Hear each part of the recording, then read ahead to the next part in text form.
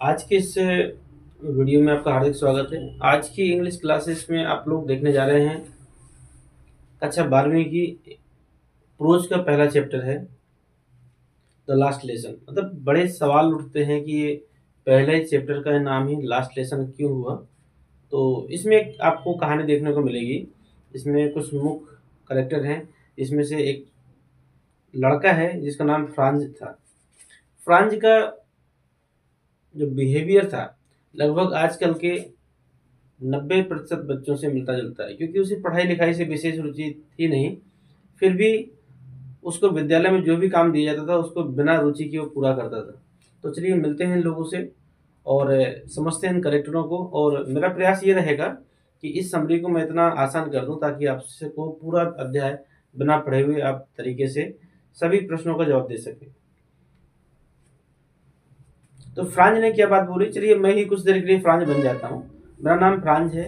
मुझे पढ़ाई लिखाई बिल्कुल अच्छी नहीं लगती, खासकर अगर आप कहो तो फ्रेंच भाषा तो मुझे बिल्कुल भी पसंद नहीं। अब देखिए मैं आपसे फ्रांज की तरह ही बात कर रहा हूँ, तो आप ये मान के चलिए कि आप बिल्कुल अध्याय को बहुत आसानी से समझ सकते हैं। मुझे पढ़ाई लिखाई बिल्कुल भी अच्छी नहीं लगती, और विशेषकर जो मेरी यहाँ की क्षेत्रीय भाषा है फ्रेंच भाषा, वो तो मुझे मुझे बिल्कुल भी पसंद नहीं। लेकिन क्या करूँ, अध्यापक ने जो भी काम दिया है उस काम को तो मुझे करना ही होगा। इस प्रकार फ्रांज कहते हुए अपने घर से दुखी मन से स्कूल के लिए निकलता है। मतलब स्कूल जाने का मन नहीं था, लेकिन फिर भी वो स्कूल के लिए दुखी मन से निकलता है। तभी उसको याद आता है, मतलब मुझे याद आता है कि मिस्टर हेमिल जो कि मेरे अध्यापक है, फ्रेंच भाषा के अध्यापक हैं, उन्होंने मुझे काम दिया है पार्टिसिपल के ऊपर, और पार्टिसिपल का मुझे पी भी नहीं आता। मतलब बड़ी विडम्बना वाली बात है कि इस भाषा को मैंने कभी भी रुचिपूर्वक सीखा नहीं, और मुझे पार्टिसिपल का पी भी नहीं आता। लेकिन चलिए कोई बात नहीं, स्कूल तो जाना ही होगा, इसलिए मैं स्कूल के लिए निकल पड़ता हूँ। और रास्ते में ये क्या, मैं तो अक्सर देखता हूँ इस बिल बोर्ड पर या फिर इस नोटिस बोर्ड पर कुछ ना कुछ सूचनाएं लिखी होती हैं। लेकिन आज ये कौन सी सूचना हो सकती है? आज ये कौन सी सूचना हो सकती है? यहाँ पर तो बहुत लोग खड़े हैं, क्या हो सकता है? चलिए कोई बात नहीं। तो दो देशों के बीच युद्ध चल रहा है, तो लगभग लगभग यहाँ पर आए दिन कुछ ना कुछ देखने को मिलता है। तो हो सकता है कि कोई सूचना हो। चलिए मैं स्कूल पहुँचता हूँ। लेकिन जैसे मैं स्कूल पहुँचता हूँ तो मैं देखता हूँ कि स्कूल में बिल्कुल माहौल बदला हुआ है। ना तो वहाँ पर कोई अध्यापक बाहर दिख रहा है, ना तो वहाँ पर बेंचों के खिसकने की आवाज़, ड्रायर के खिसकने की आवाज़, बच्चों की चिल्लाने की आवाज़। बहुत सारी गतिविधियाँ जो मैं रोज़ देखता था, लेकिन आज वो बिल्कुल माहौल शांत है। उसमें से मुझे कुछ भी नहीं दिखाई दिया है। मुझे तो बहुत अचंभा लग रहा है, क्योंकि आज तक तो कभी ऐसा हुआ नहीं स्कूल के आस-पास हलचल ना हो। लेकिन चलिए कोई दिक्कत नहीं, मैं अंदर चल के देखता हूँ। जैसे ही मैं अंदर गया तो मैंने देखा कि मिस्टर हेमिल जो कि मेरे फ्रेंच भाषा के अध्यापक हैं, वो और मेरे सारे मित्र कमरे में बिल्कुल शांत बैठे हुए हैं। ऐसा कैसे हो सकता था? जिस कक्षा में हमेशा शोरगुल होता था, हमेशा चीखने चिल्लाने की आवाज़, डाँटने पीटने की आवाज़ होती थी, वो वहाँ पे आज बिल्कुल माहौल शांत हुआ। सभी लोग बिल्कुल शांत, सभी बच्चे बिल्कुल शांत अपने-अपनी कतारों में बैठे हुए थे। और मैंने देखा वहाँ गाँव के कुछ बूढ़े-बुजुर्ग लोग भी आकर बैठे थे। और मिस्टर हेमिल क्या, मिस्टर हेमिल ने तो एक विशेष ड्रेस पहन रखी है। और मैंने जब भी मिस्टर हेमिल को देखा है विशेष ड्रेस में, तो ये ड्रेस वो किसी खास अवसर पे पहनते हैं। लेकिन आज तो ऐसा कुछ खास अवसर है नहीं। तो चलिए कोई दिक्कत नहीं, मैं पहुँचता हूँ और देखता हूँ क्या कैसे है। जैसे ही मैं मिस्टर हेमिल की क्लासरूम तक गया, तो मिस्टर हेमिल ने बड़े ही पोलाइटली भाषा में, मतलब वो एक स्ट्रिक्ट अध्यापक थे, लेकिन आज पता नहीं क्या वो बड़े ही नर्म भाषा में मेरे से पेश हुए। और उन्होंने मुझे कहा कि आओ बेटा आप अपनी कतार में बैठ सकते हो, मैं आपका ही इंतजार कर रहा था। मतलब मुझे बहुत अच्छा लगा और बहुत अचंभित भी मैं हुआ कि ऐसा कैसे हो सकता है कि एक अध्यापक जो कि बहुत ही सख्त हो, आज इतना पोलाइटली कैसे हमारे साथ बिहेव कर रहा है। ठीक है कोई दिक्कत नहीं है, मुझे क्या, मैं तो क्लास के अंदर जाके बैठता हूँ। जब मैंने क्लास, आज मैं क्या देख रहा हूँ कि मेरे गांव के जो भी प्रतिष्ठित व्यक्ति थे, जो भी सम्मानित व्यक्ति थे, वो सभी अपने हाथों में एक पुस्तिका लिए हुए हैं फ्रेंच भाषा की, वर्णमाला से जुड़ी हुई। तो मैंने जो देखा, मुझे आज का बिल्कुल जो दृश्य था वो मेरे विगत कई वर्षों से क्या मैंने कभी भी देखा ही नहीं था। सभी की आंखों में एक प्रकार से उदासी थी। मिस्टर हेमिल भी एक विशेष ड्रेस में जरूर थे, लेकिन मैंने उनके चेहरे में जो खुशी मैं कभी देखता था वो मैंने नहीं देखी। लेकिन कुछ ही देर बाद मुझे पता चला कि अब हमारे एरिया में मुझे जानकारी मिलती है कि जो बर्लिन से आदेश आया हुआ है कि अब एल्सेस और लॉरेंस के बीच में अब जो फ्रेंच भाषा थी, जो फ्रेंच भाषा चल रही थी, उस भाषा को अब बिल्कुल भी नहीं पढ़ाया जाएगा। उस भाषा को यहाँ बैन करके अब जर्मन भाषा की शुरुआत की जा रही है। इसका मतलब ये सीधे-सीधे ये हो गया, जब फ्रेंच भाषा ही नहीं रही, तो फ्रेंच भाषा का अध्यापक यहाँ क्या करेगा? इसका अर्थ ये रहा कि अब मिस्टर हेमेल हम सबके बीच से जाने वाले हैं। और यही बात जो थी पूरे गांव वालों को दुखी कर रही थी, क्योंकि मिस्टर हेमेल ने अपनी जीवन का बहुत बड़ा समय इस गांव के लिए, इस विद्यालय के लिए और यहाँ के बच्चों के लिए दिया। और अब जब फ्रेंच भाषा ही नहीं रही तो उनका तबादला हो जाएगा दूसरे किसी क्षेत्र के लिए, या फिर उनको यहाँ से अलग कर दिया जाएगा। बहुत सारे प्रश्न थे। इन सब चीज़ों को लेकर मैं बहुत दुखी हो गया और मैंने रियलाइज़ किया कि शायद मैंने अपनी भाषा की कदर नहीं की। मुझे अपनी भाषा की कदर करनी चाहिए थी। अगर मैंने अपनी भाषा को महत्व दिया होता तो इस भाषा से मैं बहुत कुछ सीख सकता था। लेकिन अफ़सोस की बात कि अब ना तो भाषा रहेगी, आने वाले रहेंगे और मेरी ये भाषा भी अधिक मतलब एक तरीके से छूट गई सीखने से। और मुझे बहुत दुःख हुआ कि मैंने अधिकांश समय जो पढ़ने वाला था, वो कहीं न कहीं मैंने विद्यालय से बाहर या कक्षा से बाहर ही गुज़ारा। इस बात के लिए देखिए मिस्टर हेमेल भी बहुत अपने आप को गिल्टी महसूस करते हैं कि मिस्टर हेमेल ने भी कहा कि मुझे भी बहुत अफ़सोस है कि अगर आप फ्रेंच भाषा में कुछ सीख नहीं पाए, या फिर मैं कुछ और सिखा सकता था जिस समय पे मैंने आप लोगों को अपने कक्षा से बाहर, क्लास से बाहर गार्डनिंग के लिए भेजा, मतलब पानी लगाने के लिए भेजा, पौधे लगाने के लिए भेजे। या फिर कभी-कभी तो ऐसा होता था मिस्टर हेमिल मछली पकड़ने के लिए बच्चों की छुट्टियाँ कर देते थे। ये तो अक्सर हम लोग भी आम अध्यापकों की एक ये चीज़ें होती हैं कि कभी कहीं जाना होता है तो बच्चों की छुट्टी कर दो, हो जाता है। लेकिन फिर भी मिस्टर हेमिल ने इस बात के लिए सॉरी बोला कि मैं अगर उस समय, जिस समय मैंने आपको छुट्टियाँ दी, उस समय मैं आपको कुछ न कुछ इसमें सिखा सकता था। सभी लोग बहुत दुखी थे और गाँव वाले स्पेशल वो जो प्राइमरी बुक थी, जो लेकर आए थे, वो थी मिस्टर हेमेल को सम्मान देने के लिए। मतलब उन सबको उद्देश्य था कि आज अंतिम दिन है इस भाषा का, तो मिस्टर हेमेल को हम अपने-अपने तरीकों से सम्मान दें। और मिस्टर हेमेल ने भी एक बहुत अच्छी बात की कि यदि हम अपनी भाषा की वैल्यू नहीं करते, इज़्ज़त नहीं करते, उसकी रिस्पेक्ट नहीं करते, तो कोई भी दूसरी भाषा हमारे ऊपर थोपी जा सकती है। यदि हमें अपने जीवन में अपनी भाषा की रिस्पेक्ट करते हैं, तो हम किसी भी देश से जीत सकते हैं। कोई दूसरा देश का व्यक्ति हमारे ऊपर लंबे समय तक अधिकार नहीं कर सकता है और हमें स्वतंत्रता की ज़िंदगी नहीं जीनी पड़ेगी। इसी के साथ मिस्टर हेमल उदास हो जाते हैं और सभी बच्चों को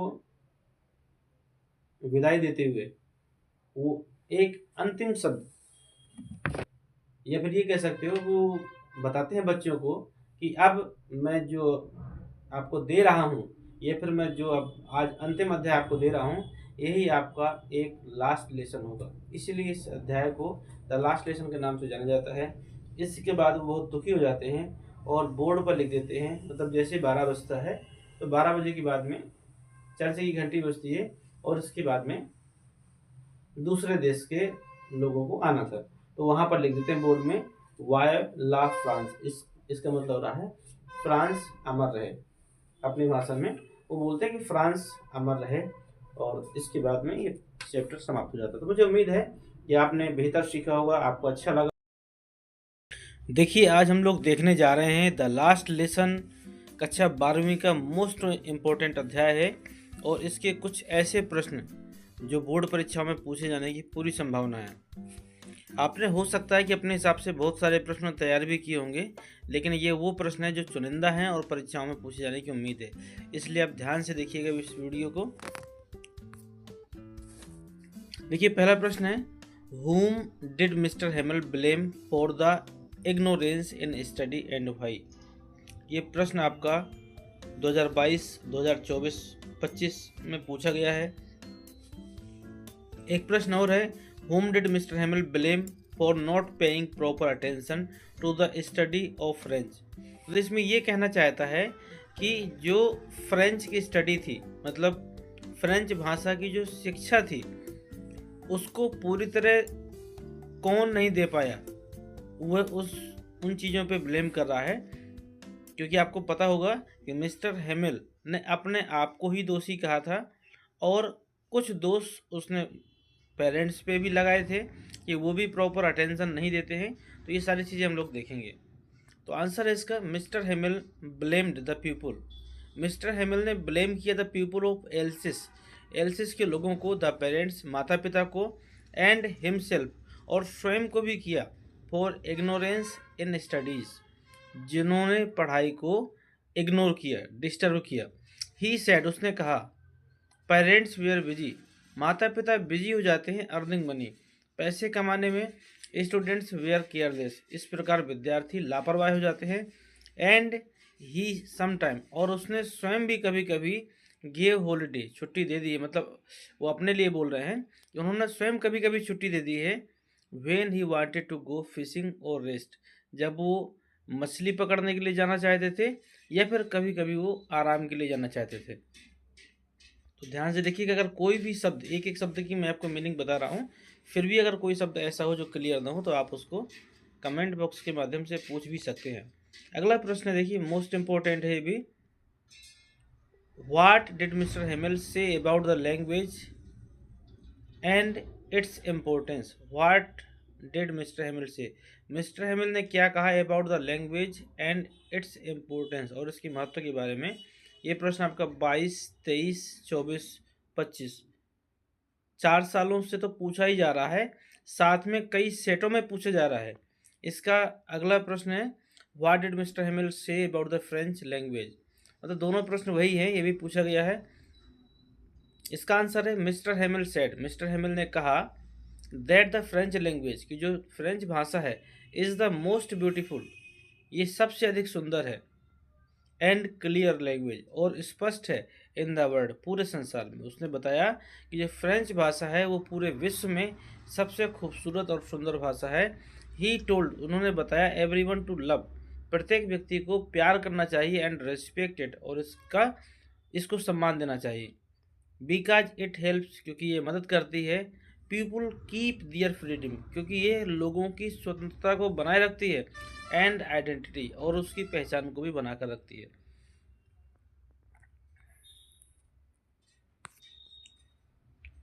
अगला प्रश्न है आपका, व्हाट हैपेंड, क्या घटित हुआ, व्हेन चर्च लॉक स्ट्रक 12, मतलब जब चर्च की घड़ी में 12 बजे तो क्या घटित हुआ। ये भी प्रश्न आपका 23 और 25 में आया हुआ है। तो when the church clock struck 12, जब चर्च की घड़ी थी 12 बजाए, द स्कूल वाज ओवर, तो विद्यालय बंद हो चुका था। एट द सेम टाइम, उसी समय, द पार्शियन सोल्जर, जो पार्शियन सोल्जर थे, वेर मार्चिंग आउटसाइड, वो बाहर मार्च कर रहे थे। एंड मिस्टर हेमल स्टूड, और मिस्टर हेमल खड़े हो गए, वेरी इमोशनल, बहुत ही गंभीर होकर, एंड रोट, और लिखा था, वाया ला फ्रांस, कि फ्रांस अमर रहे, on the black board, ending the last French lesson, उन्होंने फ्रेंच के अंतिम अध्याय में यही लिखा था कि फ्रांस अमर रहे। आपको मालूम होगा इस कहानी में कि मिस्टर हेमिल को रिस्पेक्ट देने के लिए पूरे गांव के लोग और बच्चे आए हुए थे। जब सभी को पता चला कि यहाँ से फ्रेंच भाषा को बैन कर दिया गया और जर्मन भाषा चलेगी, तो सभी लोग बहुत दुखी थे और अपने अपने तरीके से रिस्पेक्ट देने के लिए वो वहाँ पर एकत्र हुए थे। और मिस्टर हेमिल ने भी ये बात कही थी कि मैंने अपने जीवन का बहुत लंबा समय आपको दिया, लेकिन फिर भी मुझे लगता है कि यदि मैं कुछ समय और दे पाता तो मुझे और खुशी होती, जिस समय पे मैंने फिशिंग के लिए बच्चों की छुट्टी की या पर्सनल कारणों से छुट्टी की। और उन्होंने गार्जियंस को भी कहा कि अभिभावक को भी कमाई के साथ साथ अपने बच्चों का पूरा ध्यान देना चाहिए, क्योंकि यही बच्चे और यही भाषा कहीं ना कहीं अपने देश का भविष्य होती है। इसीलिए उन्होंने लास्ट में लिखा था, वाया ला फ्रांस, की फ्रांस अमर रहे। उम्मीद है समझ में आ गया होगा, बहुत ही आसान शब्दों में हम बता रहे हैं। अगला प्रश्न है आपका, इन द लास्ट लेसन, अंतिम अध्याय में, नेम द कंट्री, कौन से देश हैं हु वी फाइटिंग, जो लड़ रहे हैं, and describe the content of bulletin board, जिसके कंटेंट या जिसके जो शब्द हैं बुलेटिन बोर्ड में लिखे गए हैं। मतलब कौन सी न्यूज ऐसी थी जिसकी सूचना बुलेटिन बोर्ड में थी और कौन कौन से देश आपस में लड़ रहे हैं। द टू कंट्रीज, दो देश, fighting were France and Germany, France और जर्मनी के बीच में युद्ध चल रहा था। द बुलेटिन बोर्ड, जो बुलेटिन बोर्ड था, हैज़ द न्यूज़, उस पर न्यूज़ थी, दैट ओनली जर्मन, की केवल जर्मन वुड बी टॉट, पढ़ाई जाएगी, इन स्कूल्स इंस्टीट्यूट ऑफ फ्रेंच, मतलब उसमें ये न्यूज़ आई थी या फ्रेंच भाषा की जगह पर सिर्फ जर्मन भाषा ही पढ़ाई जाएगी। Which made the people very sad, जिसने लोगों को बहुत ही ज़्यादा उदास बना दिया था। उम्मीद है पसंद आया होगा। और इम्पोर्टेंट प्रश्न है, बहुत ही सरल भाषा में मैंने आपको दिया है और मेरा प्रयास रहेगा कि आपको एक एक शब्द क्लियर हो। और आपने अगर इतने प्रश्न तैयार कर लिए तो मेरा 100 में 100% गारंटी है कि पेपर इन प्रश्नों से बाहर नहीं जाएगा। चलिए आगे देखते हैं। अगला प्रश्न है 5वां। According to mister Hamel, mister Hamel के अनुसार इन व्हाट वे, कौन से तरीके हैं, डज द मदर टंग, जिसकी जो मातृभाषा है, सर्व, सेवा कर सकते हैं, इवन इन सेल्फ पीपुल, मतलब कौन से ऐसे तरीके हैं, मिस्टर हेमिल के अनुसार कौन से ऐसे तरीके हैं जिससे हम मातृभाषा की सेवा कर सकते हैं। तो मिस्टर हेमिल बताते हैं, according to mister Hamel, mister Hamel के अनुसार the mother tongue helps people, मतलब इसने ये बताया है कि प्रश्न में थोड़ी सी मिस्टेक मैंने बोला है। प्रश्न में ये बोल रहा है कि इन व्हाट वे, कौन से तरीके हैं, डज द मदर लैंग्वेज, कि जिससे मातृभाषा सर्व, सेवा करती है, इवन द इनिशियल पीपल, गुलामी वाले लोगों की, मतलब कौन, मिस्टर हेमिल के अनुसार मातृभाषा किस प्रकार एक बंधक व्यक्ति की भी सेवा कर सकती है, ऐसा कह सकते हैं आप। According to mister Hamel, mister Hamel के अनुसार द मदर टंग, जो मातृभाषा होती है, हेल्प पीपुल, वो लोगों की मदद करती है, टू कीप दियर आइडेंटिटी, वह व्यक्ति की पहचान बनाती है, and love for their country, और उन्हें देश प्रेम सिखाती है, इवन, यहाँ तक, इफ़ दे आर इंसल्व, यहाँ तक कि अगर वो गुलाम भी बन जाते हैं तो देयर लैंग्वेज, जो उनकी भाषा होती है, रिमाइंड्स, याद दिलाती है, देम, उनको, ऑफ दियर फ्रीडम, उनकी स्वतंत्रता के बारे में, एंड दियर होमलैंड, और उनको अपने मातृभूमि के बारे में। मतलब सिर्फ मातृभाषा ही है जो हमें अपने देश के प्रति प्रेम और अपने देश के प्रति स्नेह दिखाती है। अगला प्रश्न है आपका 2024 में आया हुआ है, what was France expected to be prepare with the school on that fateful day when German invaded France. Answer है France French was expected, France ने उम्मीद की थी, टू बी प्रिपेयर्ड, कि तैयार किया जाए, विथ हिज लेसन, अपने अध्याय को, ऑन पार्टिसिपल दैट डे, उसने उम्मीद की थी कि वह अपने पार्टिसिपल की अध्याय को उस दिन याद कर लेगा, but he did not learn, लेकिन उसने याद नहीं किया इट, इसको, एंड वाज अफ्रेड, और भयभीत था, that mister Hemil would scold him, कि मिस्टर हेमिल उसको दंड देंगे, for not studying his French grammar lesson, मतलब फ्रेंच के ग्रामर लेसन का यह पार्ट न तैयार करने का दंड मिलेगा। आपने अध्याय अगर पढ़ा होगा तो आपको मालूम होगा कि फ्रांस जब घर से निकल रहा था तब बहुत ही भयभीत था, क्योंकि उसको जो मिस्टर हेमिल के द्वारा कार्य दिया गया था पार्टिसिपल का, उसका उसे पी भी नहीं आता था, इसलिए बहुत भयभीत था, लेकिन फिर भी वह दुखी मन से बाहर निकला था। और रास्ते में बुलेटिन बोर्ड वाली घटना हुई, इसके बाद विद्यालय गया तो वहाँ कुछ और घटनाएं हुई। तो ये सारी चीज़ें अगर आपने नहीं पढ़ी हैं, नहीं याद है, या फिर आपको पढ़ाने के बाद भी नहीं समझ में आया है, तो हमारा एक वीडियो है जिसमें पूरे अध्याय की समरी को मात्र 10 मिनट में समझाया गया है, और मेरी गारंटी है कि यदि आप उस वीडियो को देखेंगे तो आपका ये अध्याय पूरे जीवन में आप कभी भूल नहीं पाएंगे। तो यदि नहीं देखा है तो ज़रूर देखिएगा, उससे प्रश्न आपके और भी आसान हो जाएंगे। और एक बार समरी समझ में आ गई तो समझिए कुछ प्रश्नों के उत्तर तो आप स्वयं भी बना सकते हैं। चलिए अगला प्रश्न देखते हैं, what did Mister Hamel write, थोड़ा सा ये राइटिंग एरर है यहाँ पे, write, on the black board with a piece of chalk. Mister Hamel ने चाक के टुकड़े से ब्लैक बोर्ड पर क्या लिखा? तो मिस्टर हेमल ने लिखा वाया ला फ्रांस, कि फ्रांस अमर रहे। ऑन द ब्लैक बोर्ड पर with a piece of chalk, पी एक चाक के टुकड़े से उसने ब्लैक बोर्ड पर लिखा कि फ्रांस अमर रहे। विच मीन्स, इसका मतलब है लॉन्ग लाइफ फ्रांस, कि फ्रांस लंबे समय तक रहे। इट शोज, यह दिखाता है हिज डीप लव, कि वह बहुत अधिक प्रेम करते हैं, एंड प्राइड, और उन्हें गर्व है, फॉर हिज कंट्री, अपने देश से, एंड इट्स लैंग्वेज, और उसकी भाषा से। मतलब ये शब्द उसे दिखाते हैं। जिस प्रकार आप भी भारत माता की जय बोलते हैं, और यदि बोलते हैं तो आपको अपने आप में एक अलग अनुभूति होती है जो देश प्रेम को दर्शाती है। ठीक है, तो वही चीज़ उनको भी देखी गई कि जब उन्होंने लिखा कि फ्रांस अमर रहे, तो ये चीज़ कहीं ना कहीं देश प्रेम को दिखाती है। देखते हैं अगला प्रश्न। What did Mister Hamel teach the boy at school? Mister Hamel ने विद्यालय में बच्चों को क्या सिखाया? मिस्टर हेमल ने सिखाया द बॉयज, बच्चों को, द फ्रेंच लैंग्वेज सिखाई एट स्कूल पर। मिस्टर हेमल ने बच्चों को विद्यालय में फ्रेंच लैंग्वेज सिखाई। ही टोट देम रीडिंग, उन्होंने उन्हें पढ़ना सिखाया। राइटिंग, लिखना सिखाया। ग्रामर सिखाई। एंड हिस्ट्री ऑफ फ्रांस, और फ्रांस का इतिहास बताया।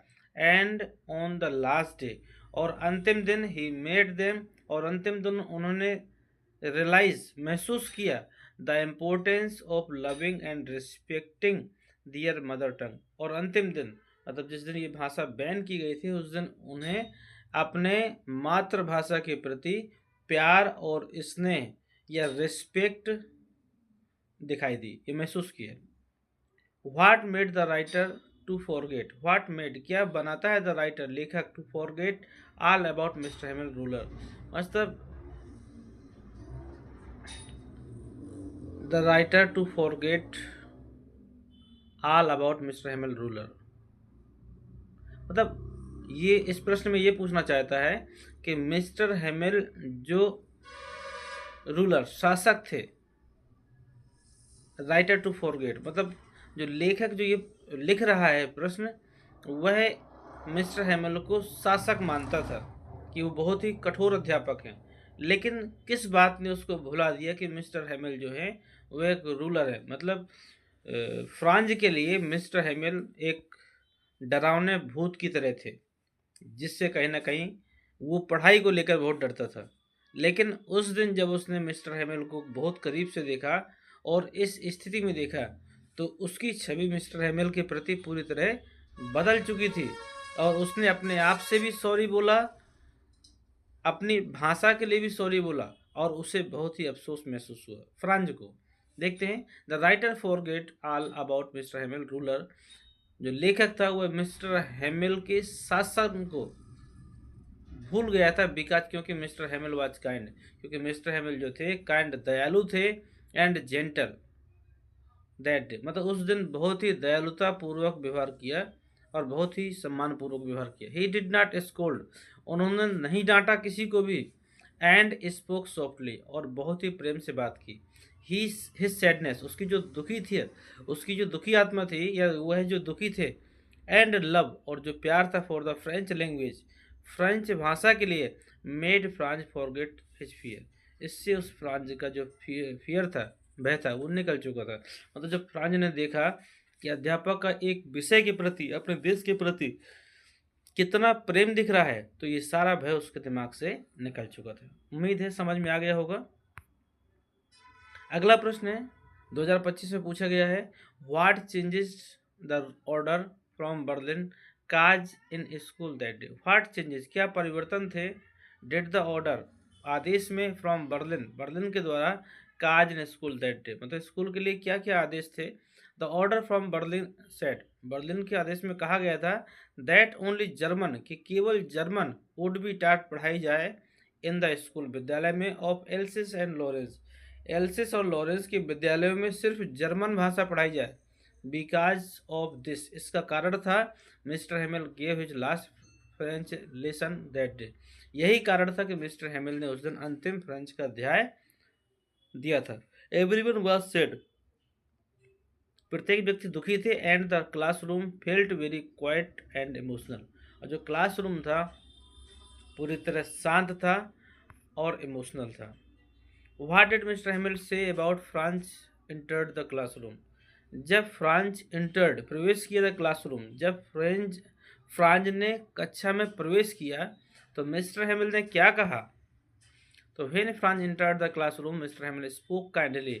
जब फ्रांज क्लासरूम में प्रवेश किया तो मिस्टर हैमिल बहुत ही मीठे अंदाज में या फिर बहुत ही प्यार से उन्होंने कहा, go to your place quickly, कृपया आप अपनी जगह ले लीजिए। We were beginning without you, हम तो आपके बिना ही शुरू करने वाले थे। फ्रांज वॉज सरप्राइज, फ्रांज बहुत ही आश्चर्यचकित था। Because mister हैमिल did not schooled him, क्योंकि मिस्टर हैमिल ने उसको नहीं डांटा। एज यूजुअल, क्योंकि साधारण तरीके से। And seemed very calm and serious that day, क्योंकि मिस्टर हैमिल जो थे डिड नॉट स्कोल्ड हिम, उसको डांटा नहीं।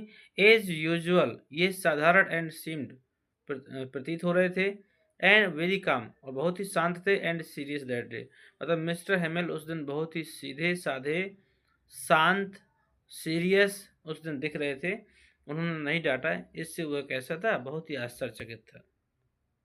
ठीक है, तो यहाँ तक आपके पहले अध्याय के सारे महत्वपूर्ण प्रश्न जो थे वो निपट गए शॉर्ट में। मुझे उम्मीद है इसके आगे कोई भी प्रश्न आपसे नहीं पूछा जाएगा। इसी के अंतर्गत का कोई ना कोई प्रश्न यदि पेपर में आता है तो आपको मिलेगा। इस वीडियो में अगर कोई त्रुटि हो, हालांकि पूरा प्रयास किया गया है कि कोई त्रुटि ना हो, लेकिन फिर भी अगर कोई त्रुटि हो तो हम उम्मीद करते हैं आप अपना अमूल्य समय निकालकर इसमें उस त्रुटि को जरूर बताएं, और यदि आपको बेहतर लगा हो तो भी आप कमेंट बॉक्स में जरूर बताएं। इसके अगले पार्ट के लिए आप अगला वीडियो के लिए तैयार रहें। धन्यवाद।